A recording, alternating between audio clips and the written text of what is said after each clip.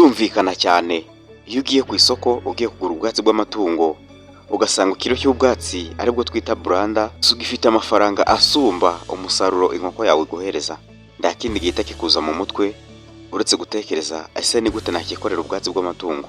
Ikintu cya mbere uhita ukora uhita wibaza ati ese ubwo bwatsi nakoramo ibiryo bw'amatungo yanjye ni ibihe, kandi ubwo bwatsi bukaza bufite intungamubiri zikenerwa zose ngizavaga muri buriya bwatsi naguraga. Ikintu cya mbere kizakuza mu mutwe kandi gikwiye cyumvikana uzahita utekereza azora. Nyuma yo gutekereza azora uzahita wibaza ati ese iyi azora ninyibona nzayihinga gute. Yewe ubwa mbere ugeze kuri no channel aha wageze iwanjye, aha bahita kwa Hagenimana Fabien ku isoko y'ubworozi, aho nsanzwe mbabwira ibiganiro bijyanye n'ubworozi n'ibyo wakora kugira ngo ubworozi bwawe bugende neza.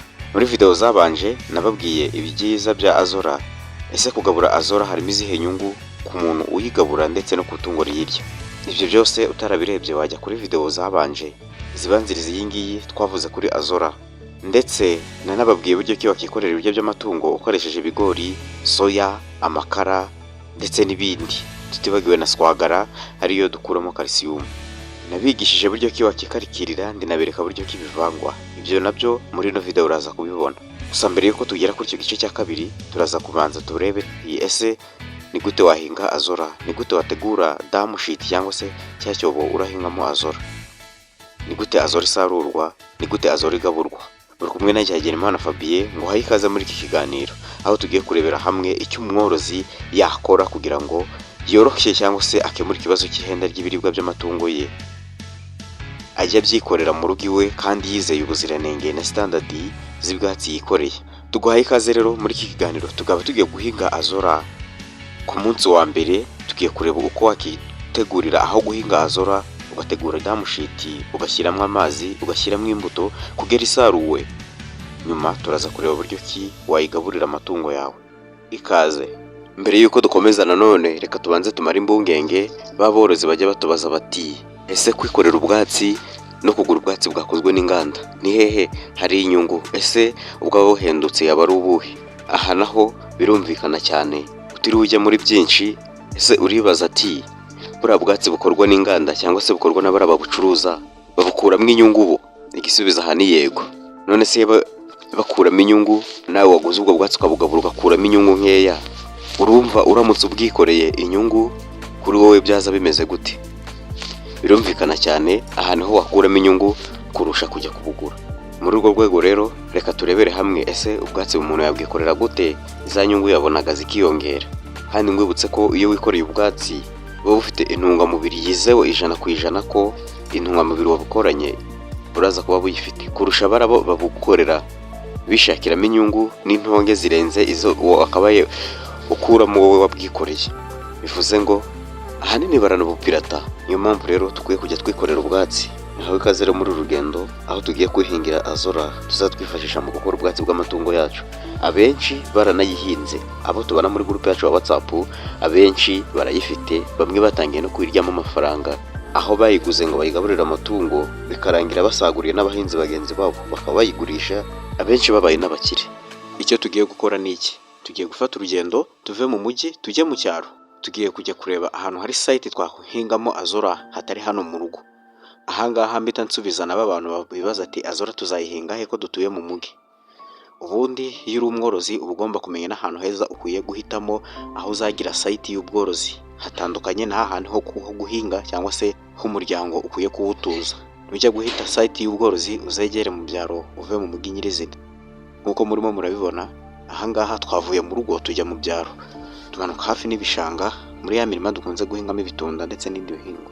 Aha nkuko murimo murahabona hari hasanzwe hahinze amatunda, ariko tukaba turimo turakuraho isasiro ryari risasiye amatunda n'amatunda amwe tukayarandura kugira ngo tubone aho duhinga azora. Nyuma yo gukuraho ya byatsi twatangiye gucukura icyobo cyo guhingamo cyangwa se cyo kubakamo ino damu sheet yo tuzahingamo azora yacu.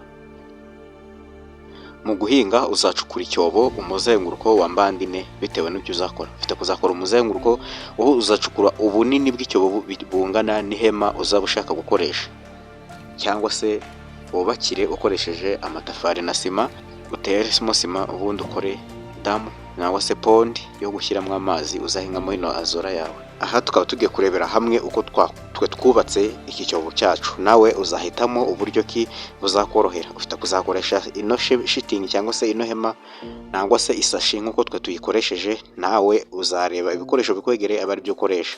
Nyuma yo gucukura kino cyobo rero urabona ko ahantu twateguye nangwa se turimo turacukura ubunini bwacyo, urabona turageramo tujyamo hasi. Urabona icyobo hano twari turangije kugicukura, aho tugiye gushyiramo ino shitingi yacu, twarangiza tugashinga ibiti ku muzenguruko. Byose uragenda ubikurikira. Urabona ko icyobo cyacu ntabwo ari kirekire cyane, ni icyobo kigufiya, ntabwo azora biba bisaba ngo ujye gucukura icyobo kirekire. Ko mubona twahinze mu ntangiro y'aho hari hahinze ano matunda. Nyuma yo gucukura rero turahita dufata ibiti turakoresha umuzenguruko wa kiriya cyobo kugira ngo abe ariho tuza gushyira ino sashi yacu. Ibiti rero nta kindi turi bubikoreshe, urabona ko hano twitwaje ijerekani. Turaza kwifashisha n'ubundi buryo twakitanga tekinoloji ya kinyarwanda yo gukurura amazi tuyakura ku mugezi ku isoko yawo tuyazana hehe hano kuri no damu sheet yacu tugiye gushyiramo. Nk'uko murimo kubibona ya hema yacu twarangije kuyishyiraho neza. Igisigaye hano nuko twashyiraho ifumbire. Ni ifumbire nk'uko nabibabwiye, turakoresha ifumbire ry'imborera, cyangwa se wowe woroye inkoko uzakoresha ifumbire ry'inkoko. Woroye ry'ingurube ntimukazarikoresha kuko ifumbire ry'ingurube ishobora kuba ricumbikiye udukoko twinshi na mikorobe nyinshi. Ahangaha nabashishikariza kujya mukoresha amahurunguru ndetse n'amase, ariko mugakoresha rya fumbire rihoze. Nyuma yo dushyiramo ifumbire rero dushyiramo n'itaka rikeri n'uryifu. Twamara kurishyiramo murabona ko twifashishije ya tekinoloji yacu twise ngaho ari kinyarwanda, ari byo dukunze kubabwira ati ngo use that you have in order to get what you want. Twakoresheje ibyo dufite kugira ngo tubone ibyo dushaka. Twifashishije ibivovo tubikonekita ku mugezi utemba, birangije bya bivovo tubyifashisha bidukurira amazi kuri wa mugezi utemba, bizana amazi hehe kuri no damu sheet yacu twarangije kubamba hano muri hino site yacu twateguye yo guhingamo ino azora.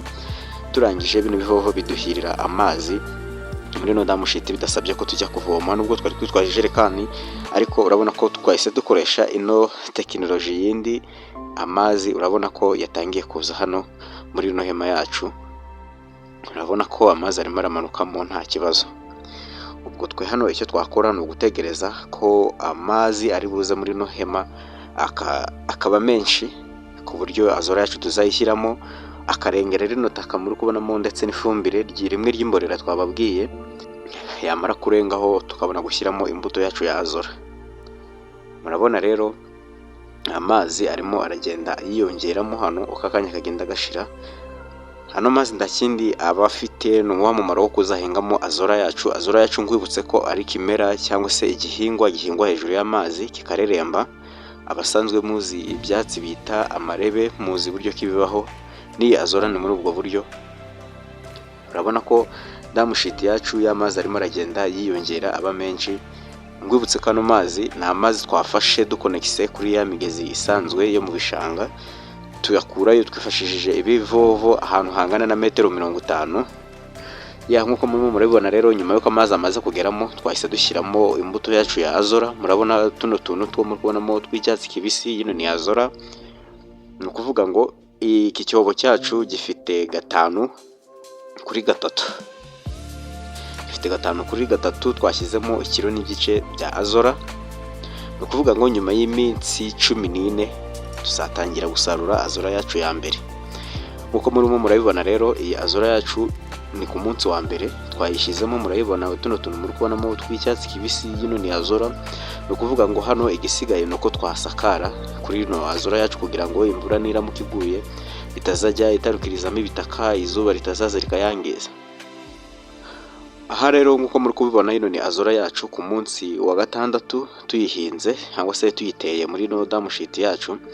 Aha ni ku munsi wa 6 tumaze kuyitera. No kuvuga ngo iyi azora yacu icyo turi buyikoreshe tuyikoresha dukora ibiryo by'inkoko. Abakurikiye video zabanje kuri no channel ziriho izi video, wajyaho kuri no channel ukayireba. Hari uko tuvugabura, hari video ikwereka buryo ki nanone wagura ihema cyangwa se wapima ubunini bw'ihema uri bukoreshe. Murabona ko kuri no damu sheet yacu hano twaranayisakaye. hano ku munsi wa karindwi damushiti yacu yari isakaye. Ni ukuvuga ngo uno munsi turi ku munsi wa 17, turi ku munsi wa karindwi, ku munsi wa 14 naho tuzongera tubakorera indi video ijyanye tubereka uko azora yacu imeze n'ukuntu turimo kuyisarura, and then nuko tuyigaburira amatungo, inkoko, ingurube, ndetse ushobora no kuba yifashisha ukayigaburira amafi, ndetse n'abantu mufite amafi cyangwa se mwororera amafi muri no damu mwakifashisha iriya damu yanyu isanzwe irimo amafi mukaba mwashyiramo na azora, kuko azora nayo ishobora kuba yakororerwa hejuru y'amafi. Nubwo ariko aho ngaho akenshi iyo ngiyo bayikoze ari ngiye amafi, kuko y'amafi akunze kuyirisha. Nuko rero dutegura ino damu ya azora. Wowe ukeneye imbuto ya azora uzajya utwandikira, uzaca hano muri comment utubwire, cyangwa se udusange kuri WhatsApp tubwira aho uherereye, utwegereye twayikugurisha, utatwegereye harimo abandi borozi bayifite nabo bayiguhereza bakwegereye. Iyi video rero igiye gukurikiraho nko murimo murabibona, tugiye kubereka noneho uburyo ki tuvanga cyangwa se wakivangira bya biryo byawe twabonye uko bikorwa muri video y'ubwashize.